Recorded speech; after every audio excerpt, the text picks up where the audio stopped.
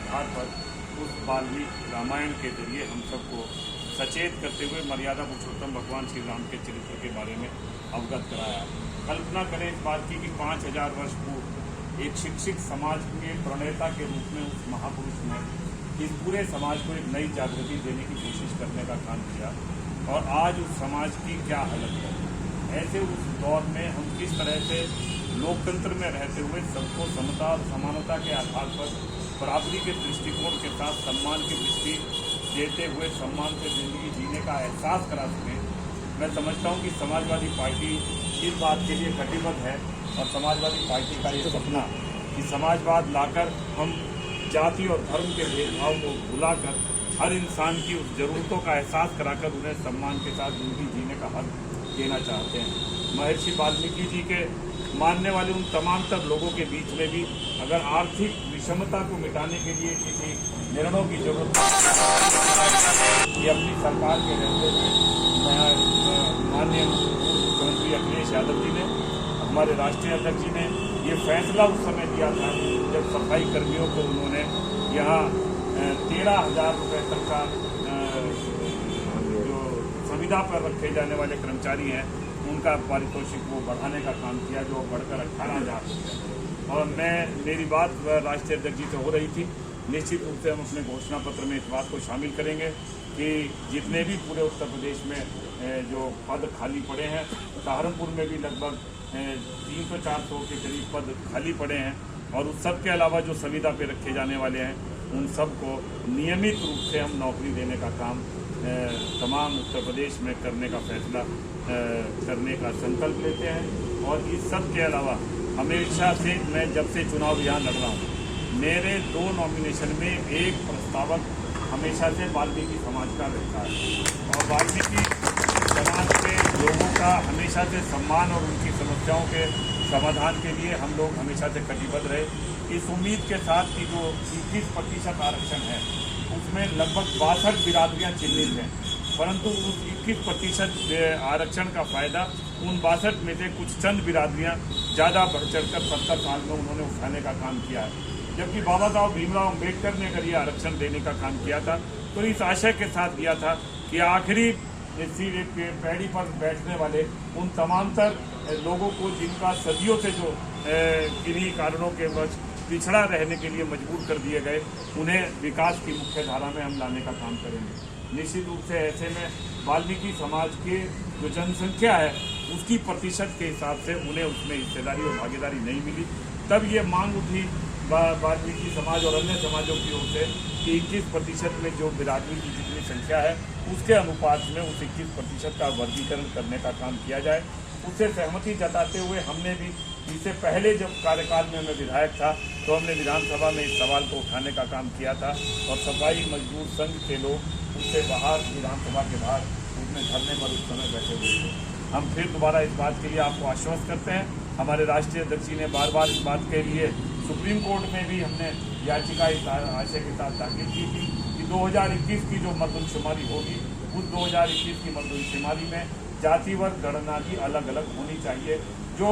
50% आरक्षण की सीमा है और उसके हिसाब से जो 27% आरक्षण पिछड़ों का है और 21% आरक्षण जो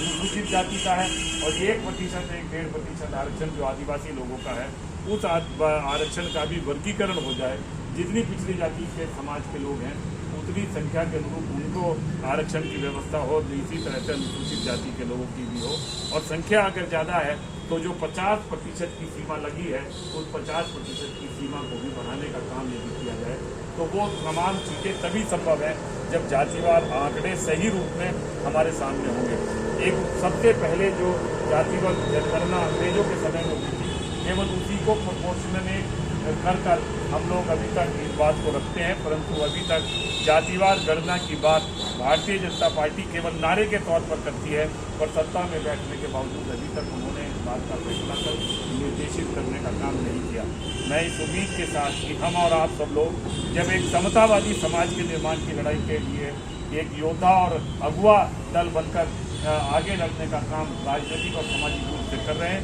ऐसे में आज के इस पावन पवित्र दिन पर आइए हम अपने संविधान की उन तमाम धाराओं को सामने रखकर उन तमाम पिछड़े और दलित लोगों को भी हम सम्मान देने का काम आरक्षण के जरिए उस जनगणना की पैरवी कराकर करने का काम करेंगे। और निश्चित रूप से जो सम्मान ये समाजवादी पार्टी के दौरान सरकारों में यहाँ पर दिया गया, उतना सम्मान उससे पहले कभी मिलने का काम नहीं हुआ। मैं इस उम्मीद के साथ कि आज कोरोना काल में भी कोरोना के रहते हुए आप तमाम साथी यहाँ पर इकट्ठा हुए और आपने महर्षि वाल्मीकि जी के चरणों में जो पुष्पांजलि अर्पित कर अपनी श्रद्धा प्रकट करते हुए प्रकटोत्सव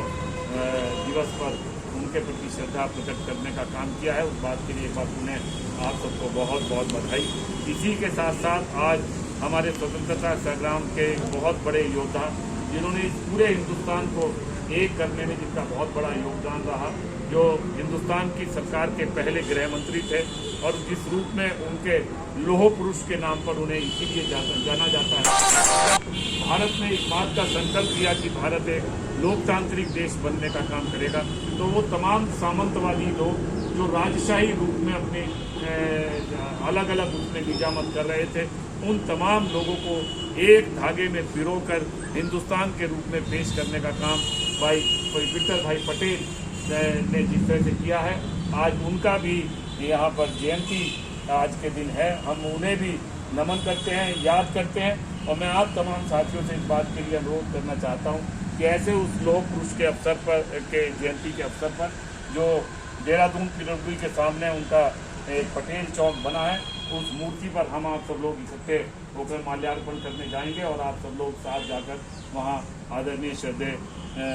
पटेल जी के चरणों में भी अपने श्रद्धा सुमन हम आप सब लोग प्रस्तुत करेंगे। ये तमाम लोग हमारे प्रेरणा के स्रोत हैं और इस तरह के तमाम व्यक्तित्व से बना हुआ ये सागर जिसने समाजवादी पार्टी का एक इतना बड़ा आंदोलन खड़ा करने का काम किया है, जिसका नेतृत्व आजकल हमारे राष्ट्रीय अध्यक्ष अखिलेश यादव जी कर रहे हैं। आने वाली पीढ़ी को प्रेरणा मिलती रहे और वो उस भाव से प्रेरित होकर आगे आने वाले दौर में अपने आप को लगाए रखने का काम करें। ऐसी उस उम्मीद के साथ आप तमाम साथी अगर चलेंगे तो ये संदेश पूरे शहर और जिले में जाएगा और निश्चित रूप से उससे एकता का सूत्रपात होगा और हम उन पिछड़े और दलित लोगों की लड़ाई को लड़ने में कामयाबी हासिल कर सकेंगे। बहुत बहुत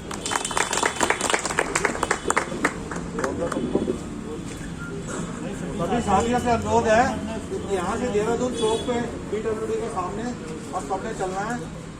माननीय पटेल जी की